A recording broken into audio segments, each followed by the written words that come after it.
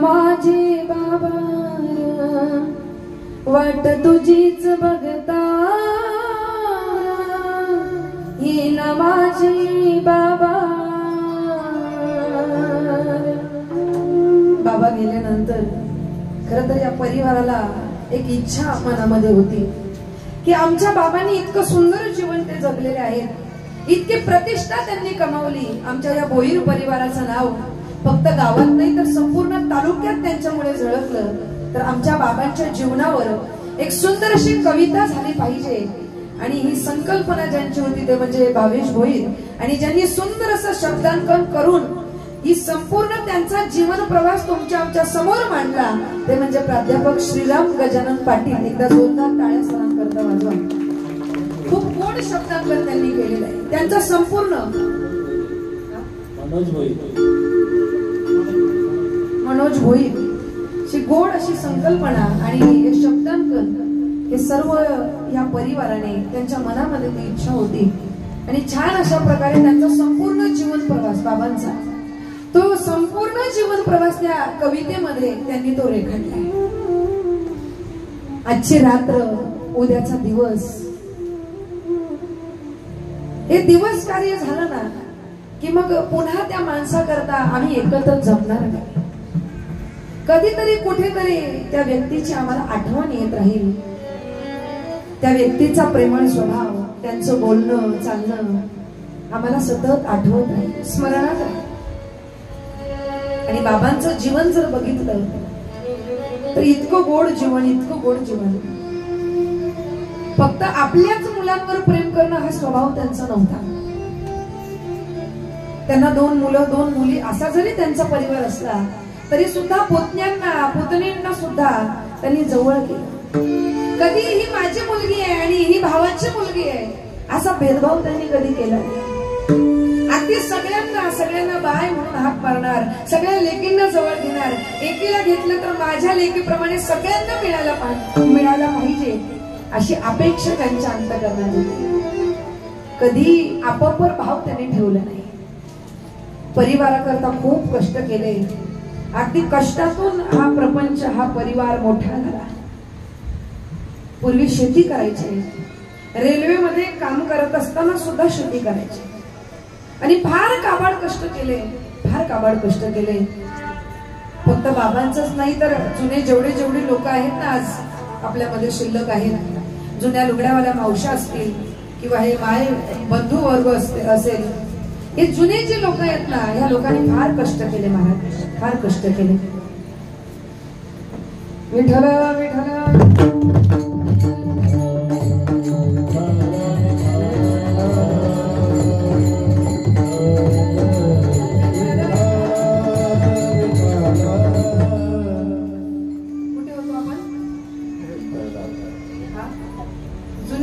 आहे का जुने लोक?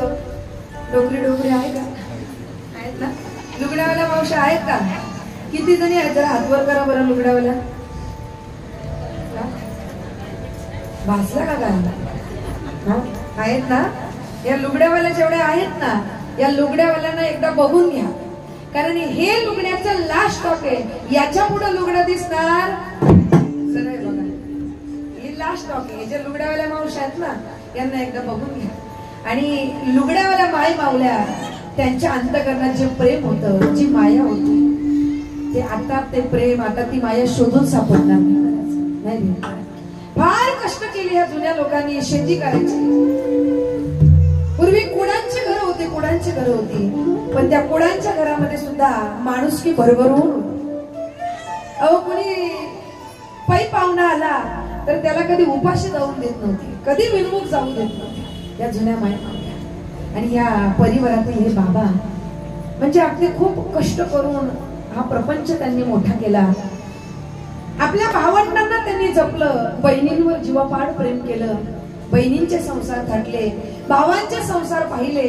अगदी मोठा दादा म्हणजे फक्त नावाने मोठा नव्हता तर खरोखर प्रेमाने, अधिकाराने आणि संबंधाने सुद्धा तो मोठा होता। प्रेम सुद्धा भरभरून केलं, माया माणुसकी भरभरून केली। माझ्या परिवाराला मला मोठं करायचंय आणि म्हणून मोठ्या दादाने सगळ्यांना मोठं केलं पण सगळ्यांना मोठं करता करता करता करता हा दादा मात्र आज 12 दिवसापूर्वी त्याने शेवटचा श्वास घेतला, विसरला. दादाचं मुलींवर फार प्रेम, पुतण्यांवर फार प्रेम, पुतणींवर सुद्धा फार प्रेम. अगदी सगळ्या लेकींचं मनापासून सगळ्या गोष्टी व्यवस्थित झाल्या पाहिजे. त्यांच्या लग्नाकरता पै जमून खर्च केला. माझ्या लेकीला, माझ्या पुतण्यांना काही कमी पडायला नको म्हणून जीवाचं रान केलं. आणि एक सांगेल बर का, बापाचं सगळ्यात जास्त प्रेम हे मुलीवर असतं. जेवढे जेवढे माझे बंधू वर्ग बसलेले आहेत ना, मी सांगेल एक मनातली गोष्ट आपल्याला सांगेल बर का. ज्यांच्या ज्यांच्या घरी मुलगी आहे, एक तरी लेक आहे, समजायचं तुमच्यासारखा भाग्यवान पुरुष या जगामध्ये कुठलाच नाही. एक तरी लेक पाहिजे मला, एक तरी मुलगी पाहिजे. लेकीचं जे बापावर प्रेम असतं, बापाचं जे लेकीवर प्रेम असतं, ज्ञानोबा म्हणतात या जगातील सगळ्यात निरपेक्ष नातं जर कुठलं आहे तर ते आहे बापाचं आणि लेकीचं. माऊली म्हणतात, अगा आत्मजीच्या विषयी जीव जैसा निरभिलाषी. आत्मजा म्हणजे कन्या, आणि कन्येच्या प्रति बापाचं फार प्रेम असतं, फार जीव असतो. लेकीला लहानाचं मोठं करतो, लक्ष्मीच्या पावलांनी ती लेक घरात येते, तळहाताच्या फुलाप्रमाणे लेकीला वागवतो. आणि बरं का, बघा ना तुम्ही, अनुभव घ्या, तुमच्या घरामध्ये मुलगा आहे आणि मुलगी सुद्धा आहे. तुम्ही जर थकून भागून दादा जर घरामध्ये आले ना, तर थकून भागून आल्यानंतर सोफ्यावर बसले, मुलगा येतो धावत धावत, पप्पा काय आणलंय, खाऊ आणलाय का, नसेल ना तर पैसे द्या. पण लेक तशी नसते महाराज. 5 वर्षाची असू दे किंवा 10 वर्षाची असू दे, अहो चुणचुणीत लेक धावत धावत बापाच्या जवळ येणार, आणि नुसती येणार नाही तर येताना किचन मधून पाण्याचा ग्लास भरून आणणार. बाबा थकले असाल ना, पाणी घ्या. बाबा तुम्ही जेवले का. आणि ही विचारपूस फक्त लहानपणीच नाही, लग्न झालं तरी न विसरता जिला बापाचा फोन येतो, आणि बापाचा नाही आला तर न विसरता जी रोज बापाला फोन करते ना, ती लेक असते. म्हणून एक तरी लेक असावी त्याने. ऐसा कहते हैं, उस घर में खुदा की रहमत बरसती है, जिस घर में बेटियां खेलती है, दौड़ती है. बाप मुलाबाळांकरता आयुष्यभर कष्ट करतो महाराज. त्याच्या कष्टांना थांबणं माहित नाही, त्याच्या कष्टांना थकणं माहित नाही, त्याच्या कष्टांना आराम घेणं माहित नाही. बाप करी थोडी लेकराच्या होरी,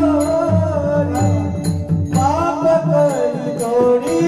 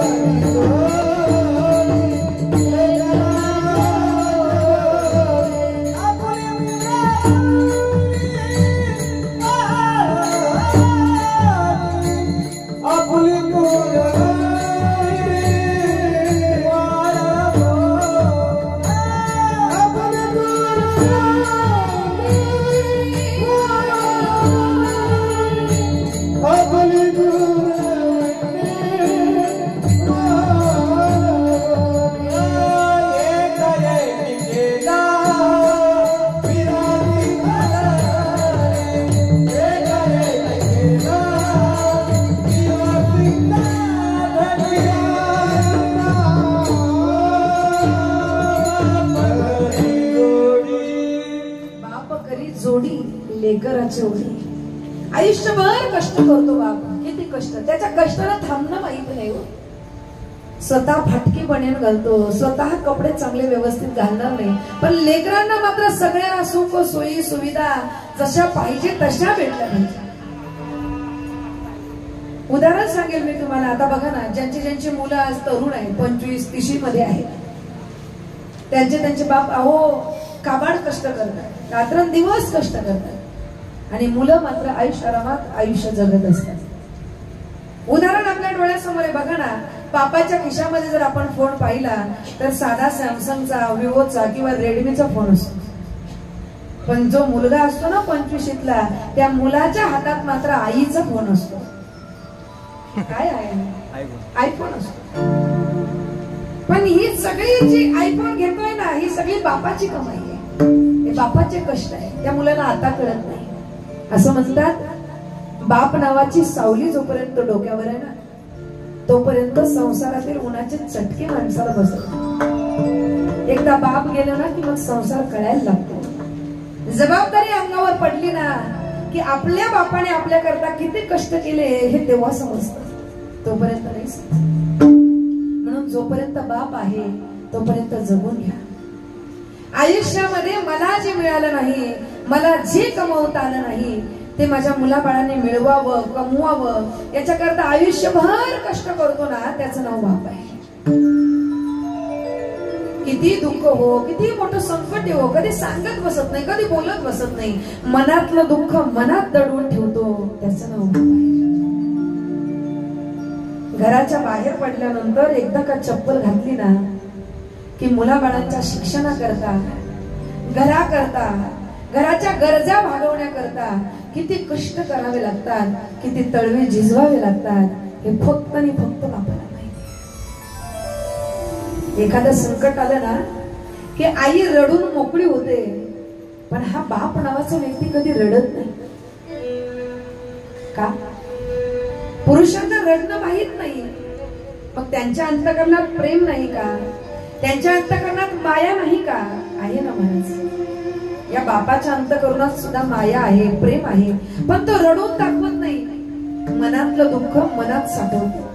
त्याची माया आहे ना, पण त्या मायेला बोलणं माहिती नाही, शब्द माहित नाही.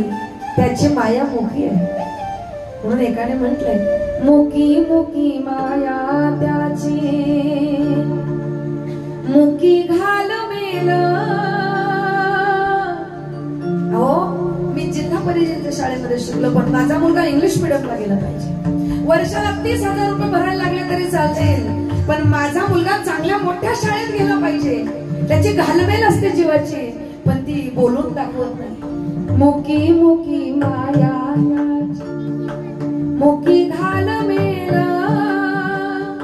लेकराच्या पायी सार जन्म उधळेला, लेकराच्या पायी सार जन्म उधळेला. आधाराचा वड जणू वाकल आभाळ, आधाराचा वड जणू वाकल आभाळ. त्याच्या आईना पाचोळा बी चिनरान माळ, चिनरान माळ. घडीभर तू थांब जरा, ऐक त्याची धापर, लई अवघड हाय गडा उमगाया बापर, समजाया बापर. लई अवघड हाय गडा उमगाया बापर, समजाया बापर. मुकी मुकी माया त्याची, त्याची माया मुकी आहे. लेक ज्यावेळेस वयात येते ना, लोकांनी म्हणावं काय मग या वर्षी करायचं का, त्यावेळेस त्या बापाच्या जीवाची काय घालमेल होत असते हे फक्त आणि फक्त बापालाच माहिती. कारण इतकं प्रेम असतं लेकीवर, इतकं प्रेम असतं. आज या कीर्तन करता मला खूप फोन आहे, मेसेज सुद्धा आले. बऱ्याच लोकांनी मला सांगितलं, आज तुमचं जिथं कीर्तन आहे ना, त्या व्यक्तीचं जीवन फार गोड होतं बरं का, फार चांगला स्वभाव होता. आपण गेल्यानंतर आपल्याबद्दल लोकांनी असं म्हटलं पाहिजे बरं का, ती व्यक्ती गेली ना, फार गोड स्वभाव होता, चांगला स्वभाव होता, माणुसकीचा स्वभाव होता. आणि कोणाबद्दल होत नाही महाराज, हे कोणाबद्दलही येत नाही. ज्याचं जीवन गोड असतं, जो आयुष्यभर गोड वागतो ना, माझे तुकोबारा म्हणतात, त्याचाच शेवट गोड होत असतो, त्याचाच शेवट गोड होत असतो. तुका म्हणे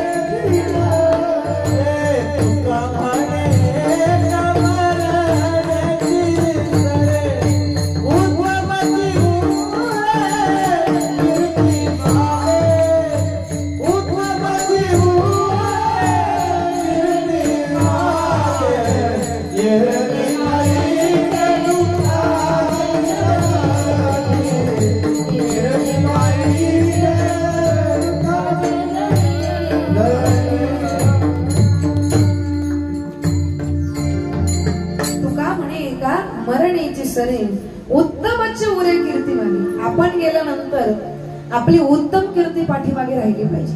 4 लोकांनी म्हटलं पाहिजे. आपण गेल्यानंतर 4 लोकांनी म्हटलं पाहिजे. काय म्हटलं पाहिजे? काय म्हटलं पाहिजे? बरं झालं गेला, काही कामाचा नव्हता, असं म्हटलं पाहिजे. आपण गेल्यानंतर 4 लोकांनी म्हटलं पाहिजे, बरं का, आमच्या गावातील एक चांगली व्यक्ती गेली. त्या माणसाने, त्या व्यक्तीने आमच्या गावाकरता खूप चांगले चांगले कार्यक्रम आयोजित केले, खूप चांगल्या चांगल्या योजना आणल्या. कुठे कोणाची गरज पडली, आडीनडीला मदतीचा हात पुढे करणारा तो माणूस होता, असं लोकांनी आपल्याबद्दल म्हटलं पाहिजे. अशी कीर्ती आपल्याला करून जाता आली पाहिजे. उत्तमची उरे कीर्ती मागे, आणि बाबांची ती उत्तम कीर्ती पाठीमागे राहिली.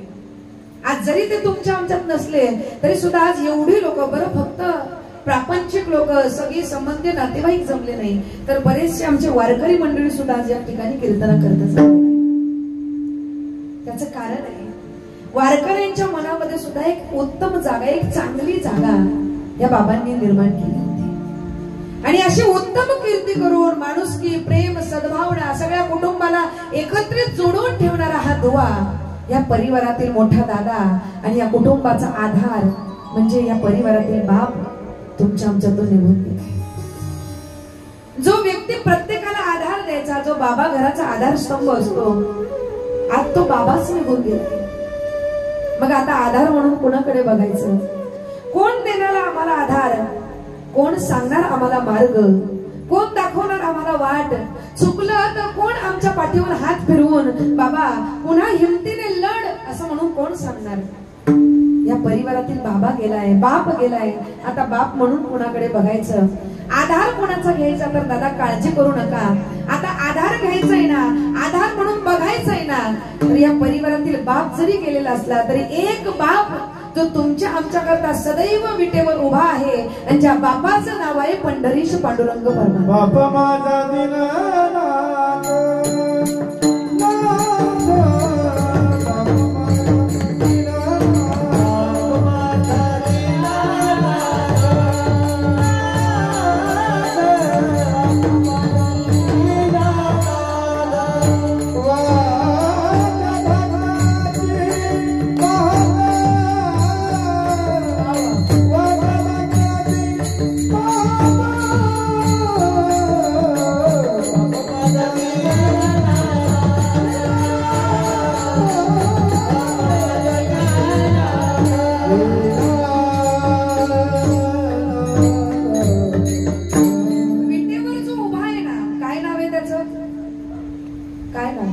मुकादम का? तो पण विटेवर कधी कधी उभा राहतो. काय नाव आहे? जो विटेवर उभा आहे पंढरीश पांडुरंग परमात्मा, सगळ्या जगाचा बाप आहे. हे मी म्हणत नाही, स्वतः गीताकार भगवंत गीतेमध्ये म्हणतात, पितामहस्य जगतो माता दाता पितामह वेद्यं पवित्र ओंकार रुक्सामय जुरेवचम. तू गुरु बंधू पिता, तू आमुची इष्ट देवता, तुझी सदा रक्षितापदी आमुची. विठ्ठल माय बाप चुलता, विठ्ठल भगिनी आणि भ्राता, विठ्ठले विन चाड नाही गोता, तुका म्हणे आता नाही दुसरे. विठ्ठल परमात्मा, पांडुरंग परमात्मा सगळ्या जगाचा बाप आहे. म्हणून काळजी करू नका. कधी डगमगले, कधी असं वाटलं की आता कुणाचा आधार घ्यायचा, आता कुणाकडे बघून आयुष्य जगायचं, आता आम्हाला मार्ग कोण दाखवणार? काळजी करू नका, माझा विठ्ठल पांडुरंग परमात्मा उभा आहे. चुकलेल्यांना मार्ग दाखवतो, अपराध पोटात घालतो आणि सगळ्या जगाला सन्मार्ग सद्गतीला नेतो. तो माझा पांडुरंग परमात्मा आहे. तो जगाचा बाप आहे महाराज. आणि त्या जगाच्या बापाची भक्ती करायला आम्हाला आमच्या साधू संतांनी शिकवलं. ज्ञानोबाराय, तुकोबाराय, नामदेवराय, सर्व साधू संतांनी आम्हाला हा भक्तीचा मार्ग दाखवला, पंढरीचा मार्ग दाखवला, आळंदीचा मार्ग दाखवला. किती लोक आळंदीला गेलेत? बरं हातवर करा पटकन. एकच माऊली गेली, एकच हातवर गेलेत ना आळंदीला. पंढरपूरला किती लोक गेले? पंढरपूरला काही काही लोक म्हणतात पंढरपूर खूप दूर, आणि ठाण्याच्या ट्रॅफिक मध्ये अडकायला आवडतं, पण पंढरपूरला जायला नाही आवडत. पंढरपूर म्हणजे आपलं माहेर आहे. माझे माहेर पंढरी आहे विवरेच्या. आणि लक्षात घ्या, एक गोष्ट मी तुम्हाला ठामपणे सांगते, ज्या वेळेला प्रपंचामध्ये तुम्हाला काही जागा शिल्लक राहणार नाही, लोक हाडहाड हाडहाड करतील आणि ते होणारच आहे एक वेळेला.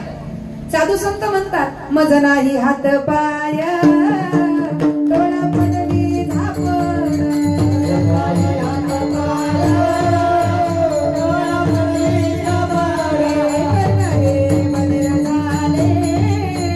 वाचा बोले बोबड,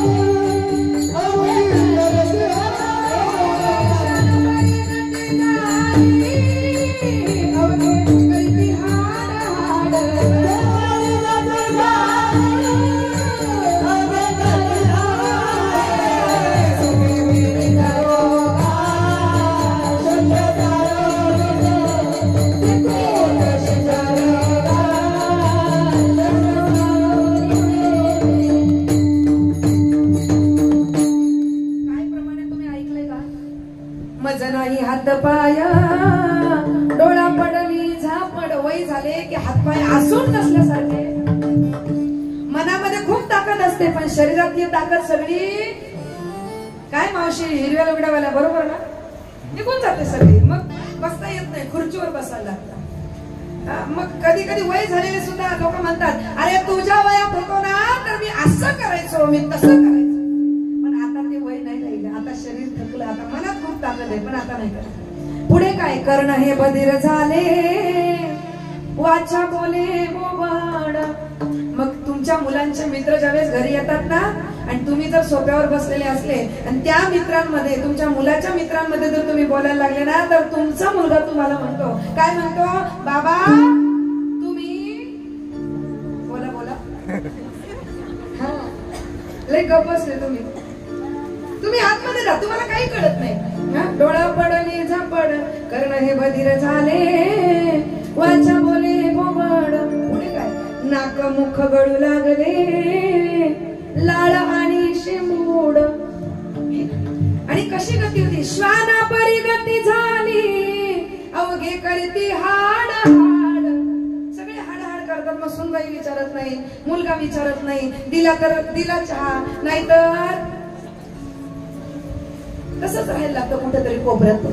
मग त्यावेळेला आम्हाला आधार देणारा फक्त आणि फक्त एक आहे, ज्याचं नाव आहे पांडुरंग परमात्मा. म्हणून त्याचं वर्णन करताना म्हटलंय, जम्बू या द्वीपा माझी एक पंढरपूर गाव, या द्वीपा माझी एक पंढरपूर गाव, हे गरबाचे नगर देवा, विठू पाटील त्याचे नाव, गरबाचे नगर देवा, विठू पाटील त्याचे नाव.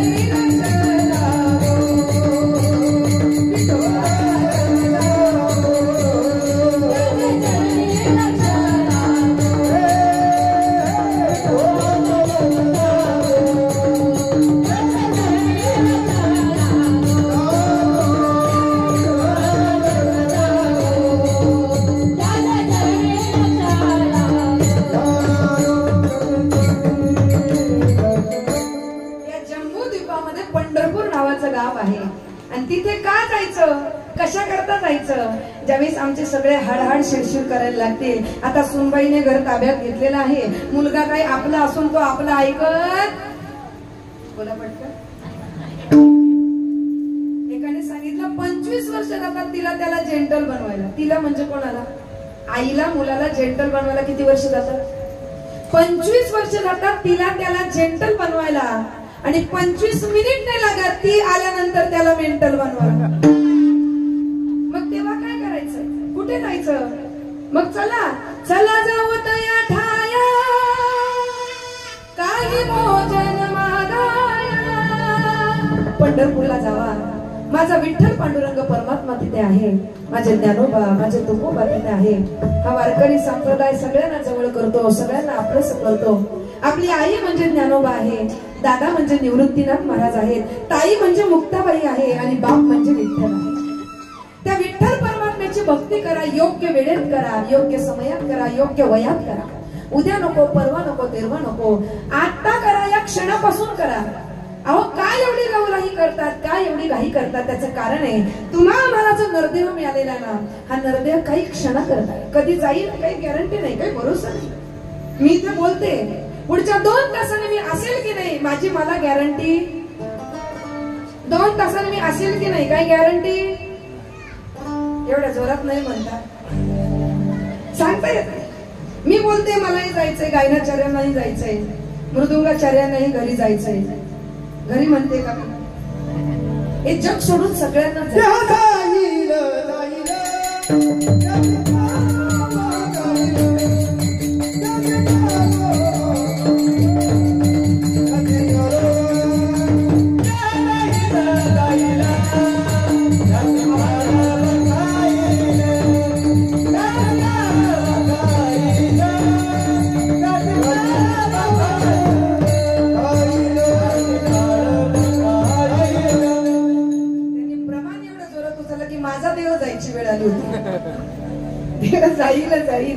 सगळ्यांना जावं लागणार आहे. बसलेल्या नाही जायचंय, खुर्चीवर बसलेल्या नाही आणि साऊंड सिस्टीम वाल्या नाही. आवाज चांगला द्या म्हणजे लवकर जाणार आहे. सगळ्यांना जावं लागणार आहे. या गावातले सगळे जाणार. मी एका कीर्तनात म्हणाले या गावातले सगळे जाणार आहे. समोर बसलेली म्हातारी हसत होती. म्हटलं आजी काय झालं असायला? आजी म्हणते महाराज तुम्ही म्हणाले या गावातले सगळे जाणार आहे, पण मी या गावातलीच नाही. आता गावातली नाही म्हणजे मृत्यू लोकातली नाही का? आमचे ज्ञानोबा म्हणतात अगा देहाच्या गावालिया जन्म मृत्यूची सोहळिया ना म्हणोच नाही धनजया जिया परी. जो देह रूपी गावाला आला त्याला जावं लागणार आहे. मग तो कोणी असो, साधू संत असो, महात्मा असो, परमात्मा असो, येथे नाही उरो आले अवतार येरते पामर जीव किती. देवालाही जावं लागलं. 9 भी मर गए, 10 भी मर गए सहस्त्र 88 33 कोटी देवता मर गए मरे काल के फासी. सगळ्यांना या ठिकाणाहून जावं लागतं. मरण मृत्यू अटळ आहे प्रत्येकाला. जरी इच्छा नसली तरी स्मशान हे अंतिम सत्य आहे. बघा ना, सोपं सांगते, थोडं लक्ष द्यायचं. आजकाल लोक मोठे मोठे बंगले बांधतात की नाही? तुमच्याकडे तर खूप मोठे मोठे कन्स्ट्रक्शन सुरू झाले. जो आला तो मोठा बंगला बांधतो. मग बंगला बांधल्यानंतर आजकाल फॅशन निघाली आहे. बंगला बांधल्यानंतर लोक सगळं सेपरेट करतात.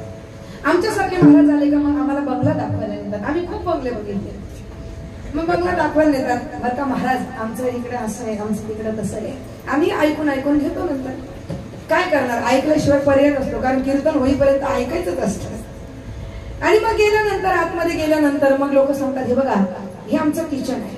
आमचं किचन अगदी सेपरेट, आमचा हॉल सेपरेट आहे, आमचे बेडरूम सेपरेट आहे, आमचे किड्स रूम सेपरेट आहे, आमचे मास्टर बेडरूम सेपरेट आहे, आमचे गेस्ट रूम सेपरेट आहे, आमच्या मुलांना खेळायचे रूम सेपरेट आहे, आमचे स्टोर रूम सेपरेट आहे, आमचे गॉड रूम सेपरेट आहे, आमच्या मुलांसाठी गार्डन सेपरेट आहे, आमच्या मुलांसाठी स्विमिंग पूल सेपरेट, सगळं सेपरेट सेपरेट करतात. आम्हाला सांगतात मला एक कळत नाही, आतापर्यंत लोक म्हणतात आमचे बेडरूम सेपरेट आहे, आमचे मास्टर रूम सेपरेट आहे, आमचे किड्स रूम सेपरेट आहे, आमचं किचन सेपरेट आहे, आमचा हॉल सेपरेट आहे, आमच्या मुलांचा स्विमिंग पूल सेपरेट आहे, आमच्या मुलांचं गार्डन सेपरेट आहे.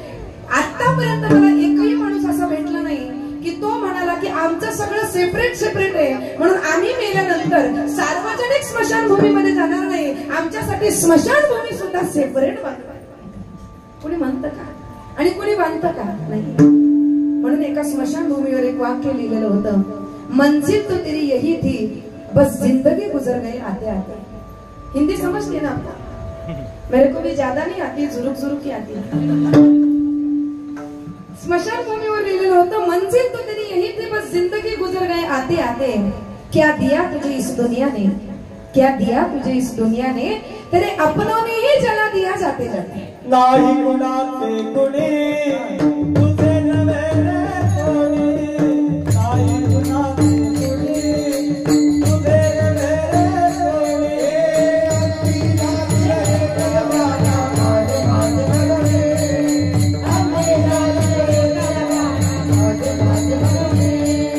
बैल गुणाची भाव गुणाचे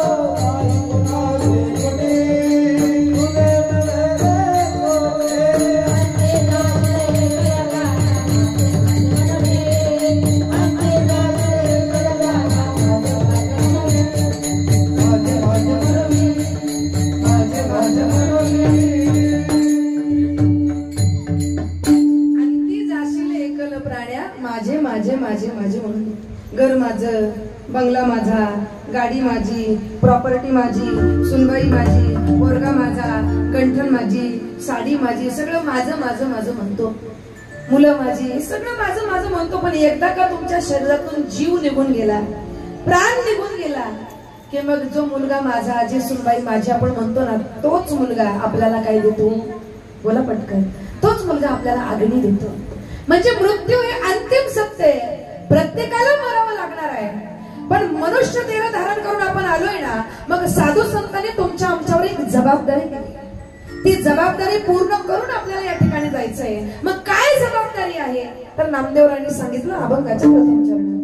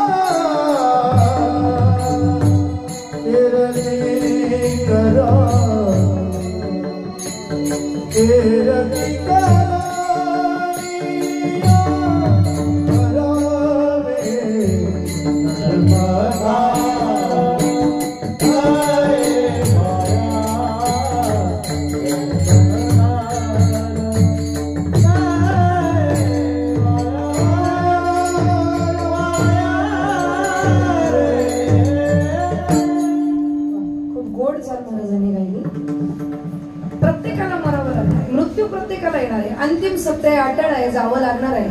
किती नाही नाही म्हटलं ज्ञानोबा म्हणतात अगा मर हा बोल न सांगते. मृत्यू म्हटलं की माणसाला ऐकवत नाही, भीती वाटते, पण तरी सुद्धा प्रत्येकाला जावं लागणार आहे. माहिती मी एक दिवस जाणार आहे, गॅरंटी जाणार आहे, गॅरंटीड जाणार आहे. एक क्षणाची सुद्धा भरोसा नाही, गॅरंटी नाही. पण अजब खेळ आहे माणसाचा. एकाने लिहिलं तो म्हणतो इथं 1 मिनिटाची सुद्धा माणसाची गॅरंटी नाही, इथे 1 मिनिटाची सुद्धा माणसाची गॅरंटी नाही. पण मोबाईल मध्ये टॉक टाइम महिन्याभराचा मारून ठेवतो. 1 मिनिटाची सुद्धा भरोसा नाही, गॅरंटी नाही. मग मरावं लागणार आहे, मृत्यू येणारच आहे. पण नामदेवराय म्हणतात की त्या मृत्यू येण्याच्या अगोदर म्हणजे मरणाच्या अगोदर एक जबाबदारी तुमच्यावर, एक काम तुम्हाला करून जायचे. कुठलं काम करून जायचंय? कुठलं काम करून जायचंय? तर उत्तम कीर्ती करून आपल्याला जायचं. कीर्ती करून या जावे, कीर्ती करून या म्हणावे. आपण गेल्यानंतर आपली एकच गोष्ट शिल्लक राहते, ते म्हणजे आपण केलेली चांगली कीर्ती. तुम्ही केलेलं नामचिंतन, सत्कार्य, दानधर्म, पुण्य हे सगळं तुम्ही गेल्यानंतर शिल्लक राहत असतं आणि हे आपल्याला जमा करायचंय. म्हणून आयुष्य फार माणसाचं कमी आहे. क्षणभंगूर नाही बरबसा, वारे सावध तोडा माया आशा, काही नचले मग गळा पडेल फासा, पुढे हुशार थोडा आहे वळसा. माझ्यामुळे कोणाला त्रास होता कामा नये, माझ्यामुळे कोणाला दुःख होता कामा नये. पण काही लोकांचं आयुष्यच दुसऱ्याला त्रास देण्यात जातं. काही लोकांचं आयुष्य दुसऱ्याला त्रास देण्यात जातं, दुसऱ्याच्या घरामध्ये भांडणं लावण्यात जातं. काही तर ठेकाच घेतलेला असतो. जीवनाचं त्यांचं आयडियल तेच असतं काय की मला दुसऱ्याच्या घरात भांडणं लावायची सकाळपासून संध्याकाळपर्यंत. काही लोक तर अशी आहेत की त्यांना रात्री झोप लागत नाही जर कोणाच्या घरात भांडण लावलं नाही तर. असतात ना काही लोक, तुम्ही बघा ना, दोघी जावा एका घरामध्ये दोघी जावा असतील, एक काम करत असेल आणि एक जर टीव्ही बघत असेल, एक काम करत असेल एक जर टीव्ही बघत असेल, तर एखादी माऊली अशी असते की ती काय करते माहितीये का, ती जी काम करते ना तिला जाऊन भेटते आणि तिला काय बोलते माहिती का, बाई ग जेव्हा बघावं तेव्हा तूच काम करते. काय म्हणते, जेव्हा बघावं तेव्हा तूच काम करते, ती मात्र नुसती टीव्ही बघत असते. काही गरज आहे सांगायची, काही गरज आहे बोलायची. अहो त्या सुखाने जगतायत, त्या एकत्र पुण्या गोविंदाने नांदतायत, लोकांच्या पोटात का दुखतं मला तेच कळत नाही. आपल्यामुळे कोणाला त्रास होता कामा नाही, दुःख होत, एवढं जरी लक्षात ठेवलं ना तरी बस जीवनाचं सार्थक आहे. माझ्या असण्यामुळे, माझ्या वागण्यामुळे कोणाचंही अंतःकरण दुखवता कामा नाही. कारण माझ्या अंतःकरणात जसा राम आहे ना, तसा समोरच्या अंतःकरणात सुद्धा राम आहे. सर्वाघटी राम देहाती एक, सूर्यप्रकाशक सहस्रदर्शनी असं वाचतात. पण काही लोकांचं आयुष्य असं असतं महाराज. आम्ही कीर्तनकार एक उदाहरण नेहमी सांगत असतो. एक माणूस होता एका गावात. तो माणूस सगळ्या गावातील सगळ्या लोकांना, त्या गावातील सगळ्या लोकांना त्रास द्यायचा. त्रास दिल्याशिवाय त्याला सुखाने झोप लागत नव्हती. सगळ्यांना त्याने त्रास दिला. गावात आपला बघितला नाही, परका बघितला नाही, भाऊबंद सोडला नाही, नातेवाईक सोडला नाही, सगळ्यांना त्याने त्रास दिला. त्रास देऊन देऊन देऊन देऊन देऊन देऊन म्हातारा झाला, खाटेवर पडला. आणि खाटेवर पडल्यानंतर त्याला टेन्शन आलं. कसलं टेन्शन आलं तर त्याला टेन्शन या गोष्टीचं आलं की आयुष्यभर मी गावाला त्रास दिलाय, आता मी गेल्यानंतर गावाला त्रास कोण देईल याचं त्याला टेन्शन आलं. आणि मग त्याने काय केलं, त्या टेन्शन मध्ये त्यांनी सगळ्या भाऊबंधांना जवळ बोलवलं, त्यांची मीटिंग घेतली. आणि मीटिंग घेतल्यानंतर तो भाऊबंधांना म्हणतो, हे बघा आयुष्यभर मी तुम्हाला त्रास दिलाय, तुम्हालाच नाही सगळ्या गावाला त्रास दिला. माणूस म्हणून मला जन्म मिळाला पण माणसासारखा जगलो नाही, वागलो नाही, म्हणून आता मला माझ्या वागण्याचा पश्चाताप होतोय. म्हणून माझी एक शेवटची इच्छा तेवढी तुम्ही पूर्ण करा. भाऊबंध म्हणाले, काय इच्छा आहे बोल पटकन. त्यावेळेस तो म्हणतो, माझी एकच शेवटची इच्छा आहे, माणूस म्हणून मला जन्म मिळाला पण मी माणसासारखा जगलो नाही, अगदी कुत्र्यासारखा जगलो. कसा, स्वतः म्हणतोय स्वतःच्या तोंडाने, कुत्र्यासारखा जगलो. म्हणून मी मेल्यानंतर मला माणसासारखं न्यायचं नाही, तर मी मेल्यानंतर माझ्या हाताला पायाला दोऱ्या बांधायच्या आणि ओढत ओढत ओढत फरफटीत मला स्मशानभूमीमध्ये नेऊन जाळायचं. असं म्हटल्यानंतर भाऊबंद म्हणाले मनातल्या मनात, आमच्या पण मनात तेच होतं. बरं झालं स्वतःच्या तोंडाने सांगितलं. तू वागलाच असा आहे की तुला कोण तिरडी बांधील तुझ्यासाठी आणि कोण तुला खांदा देईल. आणि भाऊबंद मीटिंग संपली, भाऊबंद निघून गेले. जसे भाऊबंद निघून गेले याने आपला कार्यक्रम आटोपला, म्हणजे हा मेला. आणि मेल्यानंतर जसं भाऊबंदांना कळालं, लोक गावातल्या लोकांना आजूबाजूच्या लोकांना कळालं, लोकांनी दरवाजा उघडून पाहिलं तर हा मेलेला आहे, गेलेला आहे. कसा तरी त्याला घराच्या बाहेर काढलं आणि घराच्या बाहेर काढल्यानंतर त्याच्या हाताला पायाला दोऱ्या बांधल्या. सगळा गाव, जत्रेला जेवढी गर्दी जमत नाही तेवढी त्याच्या अंत्ययात्रेला जमली. आणि सगळा गाव आला. त्या गावामध्ये एक बचत गटाची अध्यक्ष होती, ती सुद्धा आली आणि ती म्हणाली याच्या पुढं मागं कोणी नाही, 13 दिवस मी फुकट भाकरी देणार. आता सगळे लोक तिच्याकडे अशी आवाक होऊन बघायला लागली का हिला झालं तरी काय, कारण गावातली सगळ्यात कंजूस बाई म्हणजे ती होती. मग ती एवढा 13 दिवस भाकरी का द्यायला निघाली. तिला विचारलं काय झालं कसं, एवढी उदार कधीपासून झाली, एवढी दातृत्ववान कधीपासून झाली. त्यावेळेस ती म्हणते काय सांगू, हा जो माणूस होता ना, आम्ही वाटच बघत होते हा कधी मरेल. काय झालं अहो, या माणसाचं तोंड एवढं खराब होतं की अख्ख्या गावामध्ये माझा एकच बचत गट होता, मी पहिल्या बचत गटाचे अध्यक्ष आहे. याचं तोंड एवढं खराब होतं की एका बचत गटाचे याने 4 बचत गट केले, म्हणून माझा मी त्याच्यावर डोक ठेवतच होते. कधी जाईल कधी जाईल. आज मेला, मला आनंद झालाय. 13 दिवस मी भाकरी देणार म्हणे, काळजी करू नका. सगळे आले, सगळ्यांनी हाताला पायला, जो तो म्हणायला लागला माझ्या वाटची दोरी बांधा, माझ्या वाटची दोरी बांधा. त्याच्या हाताला पायला गच्च दोऱ्या बांधल्या. ओढत ओढत फरफटीत स्मशानभूमीमध्ये घेऊन चालले होते. तेवढ्यात ते सगळं दृश्य पोलिसांनी पाहिलं आणि पोलिसांनी पाहिल्यानंतर मृतदेहाचा, बॉडीचा अपमान झाला, अवहेलना, विटंबना झाली. आणि म्हणून सगळ्या भाऊबंदांना पोलिसांनी धरलं आणि जेलमध्ये टाकलं. आणि त्या बॉडीला घेऊन ते पोलीस स्मशानभूमीमध्ये गेले आणि तिथं गेल्यानंतर अग्निसंस्कार केले आणि पोलीस ठाण्यात रिटर्न आले. भाऊबंद जेलमध्ये गेले का, भाऊबंद जेलमध्ये. आणि भाऊबंद जेलमध्ये गेल्यानंतर रात्रीच्या वेळेला ते भाऊबंद विचार करतायत, त्यांची चर्चा चालू आहे. एक म्हणतो आयुष्यभर वाईट वागला पण जाताना का होईना त्याला सद्बुद्धी.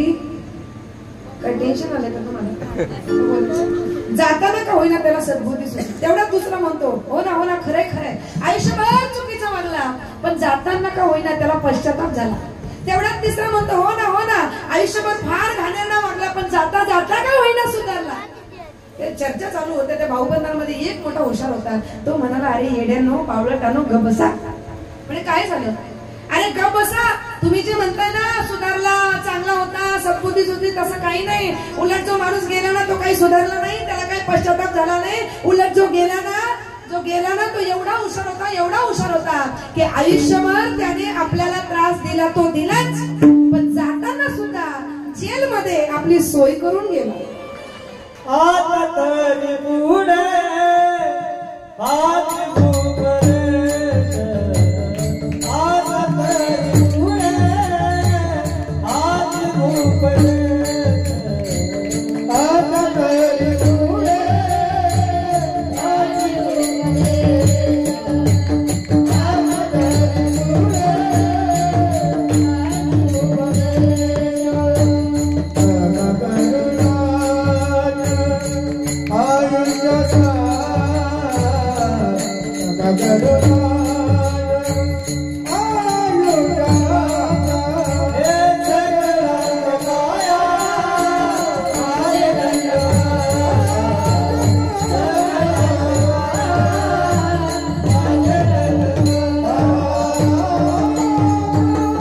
आता तरी पुढे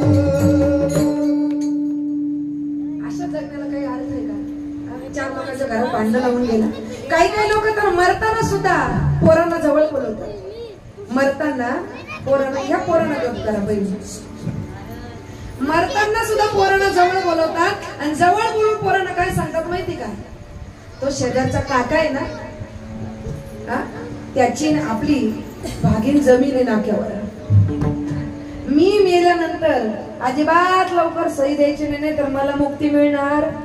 अरे चाललाय तू मरणाच्या दारात आहे, कशाला भांडण लावून जातो. उलट एक करून जावं. मी तर अजून एक पुढची गोष्ट आपल्याला सांगेल, भले तुमच्या भावाभावांमध्ये, काका काकांमध्ये, मोठ्यांमध्ये किती भांडणं असतात असू द्या, परंतु जी तुमची लहान मुलं आहेत त्या लहान मुलाला एक गोष्ट नक्की सांगा, बरं का बाळा, आमच्यामध्ये किती भांडणं असू दे परंतु तुम्ही मात्र भांडायचं नाही, बरं का, तुम्ही भांडायचं नाही. माझ्या पाया नाही पडला तरी चालेल, पण अगोदर तुझ्या काकाला नमस्कार करून ये असं तुम्ही सांगितलं पाहिजे, हे प्रेम तुम्ही वाटलं पाहिजे. पण आज माणसाचं झालंय काय, दुसऱ्याचं सुख पाहवत नाही, दुसऱ्याचं सुख माणसाला पाहवत नाही. माणूस असून राक्षसासारखं वागतो माणूस.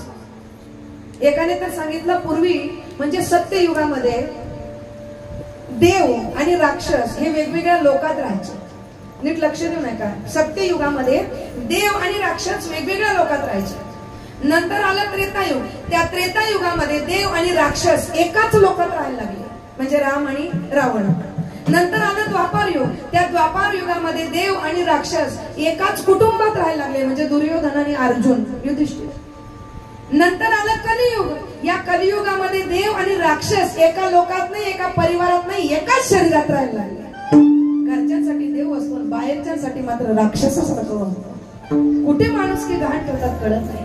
म्हणून नामदेवराय म्हणतात मनुष्य देह मिळालाय ना की तुम्हाला चांगली कीर्ती करून जाता आलं पाहिजे. कशी कीर्ती करून जावं, एक उत्तम उदाहरण आपल्याला सांगेल बघा. मरण सुद्धा कसं जावं. ज्यावेळेला छत्रपती शिवाजी महाराज गेले, महाराष्ट्राचा आराध्य दैवत, महाराष्ट्राचा प्राण, मराठी म्हणून जगण्याचा अधिकार ज्यांनी आपल्याला प्राप्त करून दिला, हिंदवी स्वराज्य स्थापन केलं आणि हिंदूंची अस्मिता, आया बहिणींचा आदर, माय माऊलीचा आदर करायला ज्या राजाने आम्हाला शिकवलं, ते छत्रपती शिवाजी महाराज गेल्यानंतर त्यांचा सगळ्यात मोठा शत्रू औरंगजेब, हा औरंगजेब आपल्या मुलाला म्हणतोय, नीट लक्ष देऊ नाही का, मरण सुद्धा कसं असावं, मरताना सुद्धा कसं मरावं. तो औरंगजेब आपल्या मुलाला म्हणतो, शहजादे शिवाजी को तुम कितना समझ पाए मुझे पता नहीं, लेकिन शिवाजी क्या है, काय आहे शिवाजी महाराज. तो म्हणतोय औरत, गाना, नाच, शराब शिवाजी को कभी मालूम ही नहीं. नीट लक्ष देऊ नाही का, औरत, गाना, नाच, शराब शिवाजी को कभी मालूम ही नहीं. शिवाजी ने मजबूत किले बनाए, मजबूत जामीर के लोग खड़े किए. इस हिंदुस्तान की हर एक चीज हम खरीद सकते हैं, लेकिन मराठों ने अपने आप को कभी बिकने नहीं दिया. ये मराठे बिकते नहीं, ये मराठे थकते नहीं, ये मराठे झुकते नहीं, ये मराठे बिकते नहीं. हाँ, शिवाजी मगरूर है, दगाबाज है. शिवाजी मगरूर है, दगाबाज है, लेकिन उसकी चाल चलन और उसकी नीयत दूध की तरह साफ और कुतुब मीनार की तरह आसमान को छू लेने वाली है.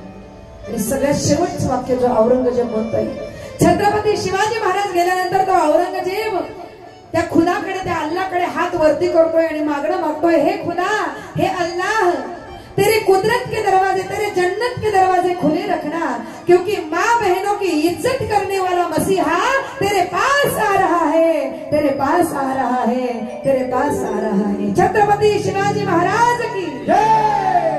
असं त्यांनी म्हणावं, औरंगजेबाने म्हणावं, काय कीर्ती असेल माझ्या राजाची, काय कीर्ती असेल. एवढी कीर्ती आपल्याला करता आली पाहिजे. जरी तेवढी नाही करता आली तर कमीत कमी आपल्या गावात, आपल्या समाजामध्ये, आपल्या लोकांमध्ये एक चांगली व्यक्ती म्हणून आपल्याला जगता आलं पाहिजे. आपण गेल्यानंतर कबीरदासजी महाराज म्हणतात, कबीरा जब हम पैदा हुए जग हसे हम रोए, ऐसी करनी कर चलो जग रोए हम हसे. असं कर्म करून चला की तुम्ही जात असताना जगाने तुमच्या करता रडावं आणि तुम्ही मात्र हसत हसत जगाचा निरोप घ्यावा. नामदेवराय म्हणतात, अशी कीर्ती तुम्हाला करून जायचंय, अशी कीर्ती करून तुम्हाला मरायचंय. कारण दादा, कीर्ती करण्याकरता, चांगलं वागण्याकरता हा देह मिळालेला आहे. सगळ्या जन्मापेक्षा उत्तम असा जन्म आहे. म्हणून हा जन्म चुकीच्या गोष्टीमध्ये, चुकीच्या व्यसनांमध्ये वायाला घालवू नका. नामदेवराय सांगतात,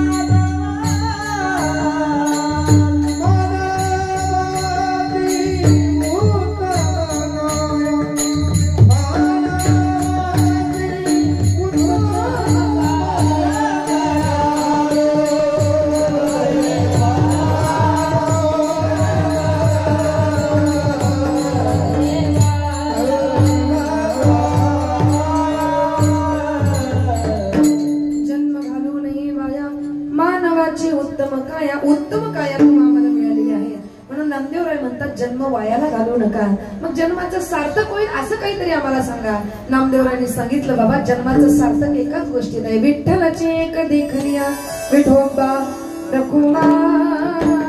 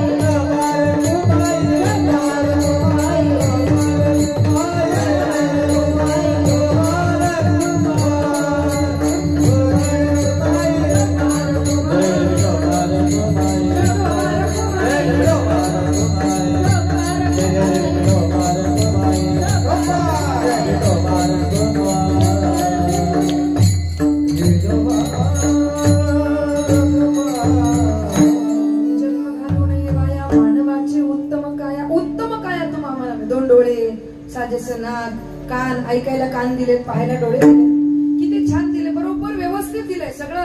आणि बरं एक माणूस दुसऱ्यासारखा नाही, सगळे वेगवेगळे. किती टेक्निकली त्यांनी बनवलं असेल आपल्या सगळ्यांना, किती टेक्निकली बनवलं असेल. मग विचार करा, माणसासारखा सुंदर प्राणी, सुंदर शरीर दुसरं कोणालाही मिळालेलं नाही. दोन डोळे अगदी जागेवर दिले, एक डोळा पुढे आणि एक पाठीमागे दिला असता तर कसा दिसला असता माणूस. म्हणून मग एवढा उत्तम देह मिळालाय. तर नामदेवराय म्हणतात जन्म वायाला घालवू नका. नामदेवराय महाराज म्हणतात जन्म वायाला घालवू नका. म्हणजे आपण वायाला घालवतोय हे त्यांना दिसलंय, आणि घालवतोय आपण वायाला, कुठेतरी व्यसनांमध्ये वायाला घालवतोय. तरुण मुलं आज आमची जंगली रमीमध्ये वेळ वायाला घालवताय. कधी कधी लोकांना विचारलं काय चाललंय, ते म्हणतात काही नाही हो, टाइमपास चाललाय. टाइमपास करतात लोक. म्हणजे एवढा वेळ त्यांना देवाने फुकट दिलाय की त्यांनी तो पास करावा. मी सांगेल आपल्या तरुण मुलांना, लहान लहान मुलांना सुद्धा, लहान लहान मुलं जी आहेत ना, सवय कुठून लागते, जेवणापासून. मुलगा जेवत नाही, मग काय करायचं, द्या मोबाईल हातात. आणि मग मोबाईल बघता बघता तो मुलगा काय करतो, जेवण करतो, त्याचं पोट भरतं, नुसतं पोट भरतं, पण डोक्यात काहीच जात नाही. अन्नाच्या द्वारे चांगले विचार आमच्या बुद्धीमध्ये प्रवेश करत असतात आणि ते होत नाही. छत्रपती शिवाजी महाराज ज्यावेळी जेवायचे ना, त्यावेळेला जिजाऊ त्यांना जेवू घालत असताना, भरवत असताना रामाचा पराक्रमाच्या गोष्टी सांगायच्या, कृष्णाची नीती त्या त्यांना सांगायच्या. आणि आजकालची आई आपल्या मुलांच्या हातात फोन देते, आणि एखाद्या ताईला जर म्हटलं ना, ताई मुलाकडे फोन देऊ नका, कमीत कमी जेवताना तरी देऊ नका, तर ती ताई काय म्हणते माहिती का, माझा बाबू ना मोबाईल शिवाय जेवतच. त्याला सवय कोणी लावली, तुम्ही सवय लावली. जसं तुम्ही सवय लावाल, ओले माती असते, जसं तुम्ही वळवाल तशी ती घडते. मोबाईल हे दुधारी शस्त्र आहे. जर तुम्ही चांगला वापर केला तर याच मोबाईलच्या माध्यमातून तुम्ही घर बसल्या महिन्याच्या महिन्याला पगार कमवू शकता, आणि याच मोबाईलच्या द्वारे तुमचे आयुष्य सुद्धा उद्ध्वस्त होऊ शकतं. आज चुकीच्या गोष्टींना लोक फॉलो करायला लागले. काजू बदाम सोडून आता गुटखा प्रसिद्ध झाला, आणि अजय अक्षय शाहरुख सुद्धा गुटखाच खा म्हणाला. बंद झाल्या शिक्षण जाहिराती, खेळ प्रसिद्ध झाला. हिंदी मराठी कलाकार सुद्धा रमीच खेळा म्हणाला. जॉकी सुद्धा गुटखा खातो, गायछाप खातो. जंगली रमी पे आओ ना महाराज डायलॉग हाही प्रसिद्ध झाला. लोक लहान लहान मुलं म्हणतात जंगली रमी पे आओ ना महाराज. मी विचार करते महाराज जर जंगली रमीवर गेले तर कीर्तन कोण करेल? महाराज तरी कुठून आहे? जंगली रमी पे आओ ना महाराज लोक म्हणतात. आणि या गुटख्यामुळे, या व्यसनांमुळे बनवणारे प्रॉडक्ट ती लोक श्रीमंत झाली. गुटख्यामुळे झारीवाल श्रीमंत झाला, इतका श्रीमंत झाला, इतका श्रीमंत झाला. पण याच व्यसनामुळे आमच्या भारतातील तरुण मात्र वायाला गेला. म्हणून नामदेवराव म्हणतात जन्म घालू नये वाया. वाया घालवतोय आम्ही जन्म. नका रे बाबा. माहितीये का, सकाळी ज्यावेळेस उठतो ना त्यावेळेस आपल्याला न्यू लाईफ देव देत असतो. रोज सकाळी एक नवीन लाईफ मिळत असते. विसरून जा, जे झालं असेल, चुका झाल्या असतील, पाप झालं असेल, आतापर्यंत दिला असेल त्रास, आतापर्यंत केला असेल प्रयत्न दुसऱ्याचा सातबारा आपल्या नावावर करायचा, पण उद्यापासून, उद्या सकाळची नवीन लाईफ, नवीन आयुष्य आपल्याला मिळतंय. सकाळी उठवणारा तर तू आहे. आपल्यालाही ओळखतो, सकाळ जीवांचा करीतो सांभाळ. जो देवाला मानतो तो त्यालाही उठवतो, आणि जो मानत नाही त्याला सुद्धा. काही लोक म्हणतात आम्ही देवाला मानत नाही. काय म्हणतात? आम्ही देवाला मानत नाही. पण त्यांना मला एकच सांगायचंय बरं का, तुम्ही जरी देवाला मानत नसले तरी देव तुम्हाला मानतो. आणि जोपर्यंत देव तुम्हाला मानतो तोपर्यंत तुम्ही आहात. एकदा देवाने तुम्हाला मानणं सोडून दिलं ना की मग तुमच्या दारात लोकांची गर्दी होईल. म्हणून सकाळी उठवणारा तो राम आहे. म्हणून उठल्या उठल्या प्रभाते मनी राम चिंतित जावा, पुढे वैखरी राम आधी वदावा. परमात्म्याचं नामस्मरण करावं, परमात्म्याचं चिंतन करावं.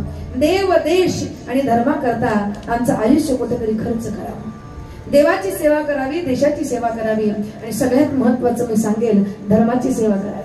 आज धर्माची सेवा करण्याची वेळ आली आहे. आज धर्म जिवंत ठेवण्याकरता प्रत्येक हिंदूला जागृत होण्याची वेळ आली आहे, गरज आहे. आज मी सांगेल, आवाहन करेल आपल्या सगळ्या माता भगिनींना, सगळ्या बंधू वर्गाला, सोडून द्या आता मुलांना शिकवणं सर्व धर्म समान आहे. सोडून द्या आता मुलांना शिकवणं सर्व धर्म समान आहे. शिकवा आता आपल्या मुलांना केवळ आणि केवळ हिंदू धर्म महान आहे, हिंदू धर्म महान आहे, हिंदू धर्म महान आहे. आणि आज ही गरज आहे मुलांना शिकवण्याची. कारण आज आमची गावं आमची राहिली नाही, आमचा समाज आमचा राहिला नाही. आज हिंदू माणूस विभागला गेला जातीमध्ये. आज जर आमच्या गावामध्ये परधर्मीयांचं आक्रमण झालं तर आमच्याकडे काय आहे? सांगा ना काय आहे? म्हणून सांगेल मी आपल्याला, आज धर्माला जिवंत ठेवण्याकरता, धर्म टिकवण्याकरता आम्ही एकजूट झालं पाहिजे, संघटना केली पाहिजे. आमच्या माय बहिणींना मी सांगेल, लव जिहाद, लँड जिहाद, फूड जिहाद मोठ्या प्रमाणात चालू आहे.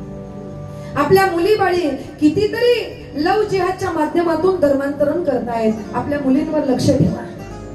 तरुण वयात आलेल्या मुली ज्यावेळेस घराच्या बाहेर पडतात, दादा कदाचित तुम्हाला माझं बोलणं रुचणार नाही, पटणार नाही, पण मी जे सांगते ते खरं सांगते. आज आपल्या समाजाची आणि आपल्या गावाची परिस्थिती झालेली आहे. 25शीत आलेली आपली तरुण मुलगी घराच्या बाहेर ज्यावेळेस कॉलेजला जात असते, त्यावेळेस कॉलेजला जात असताना अर्धवट अंग उघडं ठेवून जात असते. मग कुठेतरी तिच्यावर जर कोणा परक्याची नजर गेली तर आम्ही म्हणतो बलात्कार झाला, असं झालं, तसं झालं. पण दादा, टाळी एका हाताने वाजत नाही. आम्ही आमच्या मुलींना सांभाळलं पाहिजे, शिकवलं पाहिजे. मुलींना खूप मोठं करा, पण धर्म टिकवून पूर्ण वस्त्र घालून.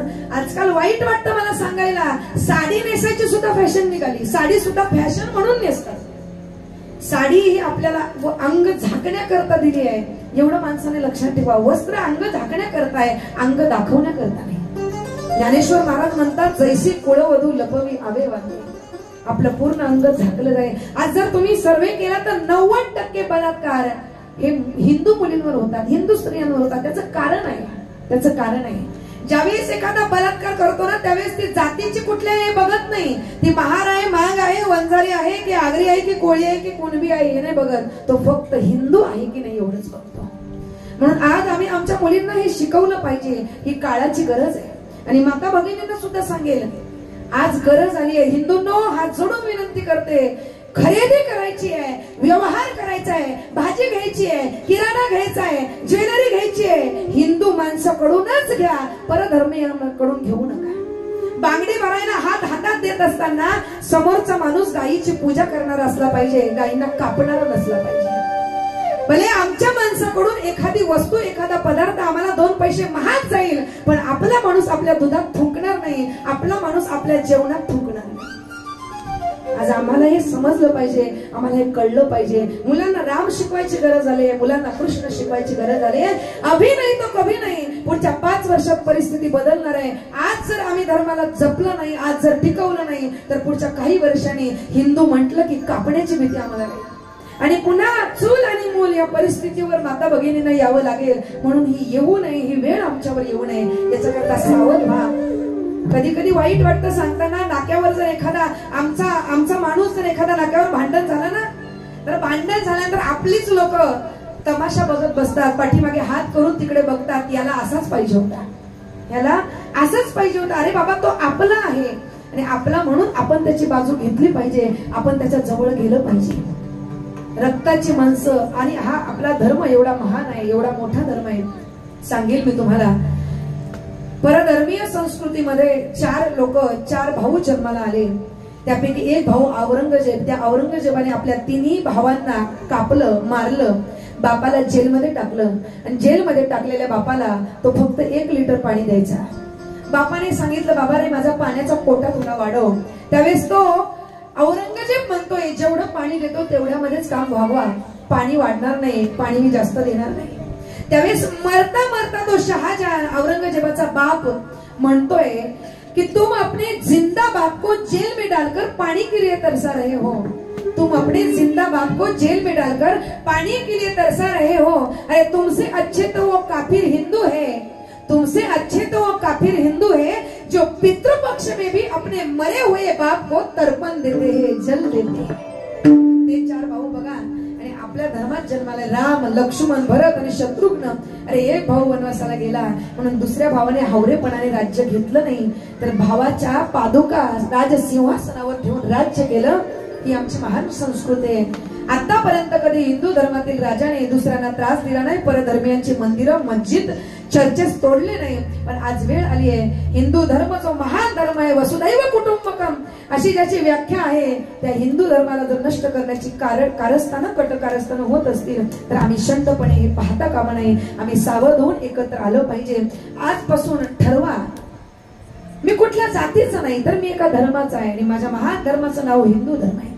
मी आगरी नाही, मी कोळी नाही, मी कुणबी नाही, मी महार नाही, मी माग नाही, मी वंजारी नाही, मी जयभीम नाही, तर मी एक हिंदू आहे. आणि मला या राष्ट्राकरता हिंदू म्हणून एकत्रित यायचंय. क्योंकि धर्म से ऊपर कोई जाति नहीं होती, कंधे से ऊपर कभी छाती नहीं होती, और धर्म से ऊपर कोई जाति नहीं होती. म्हणून हात जोडून विनंती करते, गली गली में ऐलान होना चाहिए, हर मंदिर में राम होना चाहिए. गली गली में ऐलान होना चाहिए, हर मंदिर में राम होना चाहिए. इतना तो इंतजाम होना चाहिए साहब कि मिले जब किसी से तो हमारे मुख में जय श्री राम होना चाहिए. एकदा जोरदार आळू द्या, जय श्री राम, जय श्री राम. कळू द्या जरा, महाराष्ट्र गाव जिवंत आहे म्हणून. जय श्री राम, जय जय श्री राम. भारत माता की, भारत माता की वंदे. आम्हाला साधू संतांनी शिकवलंय, धर्माचे पालन करणे पाखंड खंडन. आज इथं मी म्हणते म्हणून मुलं म्हणता की नाही, रोज आमच्या घरात शुभम करोती झाली पाहिजे, रामरक्षा झाली पाहिजे. तुम्ही मुलांना इंग्लिश मिडियमला टाका, माझं काही हरकत नाही. परंतु मुलांना घरी आल्यानंतर त्यांना शुभम करोती, त्यांना रामरक्षा, त्यांना ज्ञानोबा, तुकोबा, राम, कृष्ण ही आमची संस्कृती सांगा, त्यांना शिकवा, त्यांना कथा सांगा. कृष्णाच्या कथा मुलांना आवडतात. रामाचा पराक्रम सांगा महाराज, मुलं घडतील, नवे नवे इतके चांगले घडतील, इतके चांगले घडतील की ते पुढे जाऊन समाज घडवतील. म्हणून आमचे संत म्हणतात, बाबा रे, अनमोल नरदेव मिळालेला जन्म घालू नये वाया, मानवाची उत्तम काया. नामदेवराय म्हणतात, असा हा जन्म सगळ्या जन्मावरून उत्तम आहे. अभंगाचं शेवटचं जन्म